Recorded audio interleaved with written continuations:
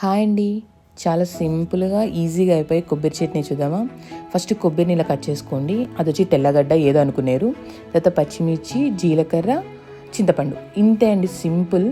First కొంచెం oil వేసుకునేసి ఏదైతే మనం తరుక్కున్నాం కదండి కొబ్బరి, దాన్ని రెడ్డిష్ వచ్చేంత వరకు కొంచెం మగ్గించుకున్న తర్వాత అందులో తెల్లగడ్డ వేసానండి. అది కూడా కొంచెం మగ్గితే ఒక పచ్చి స్మెల్ అనేది రాకుండా ఉంటుంది.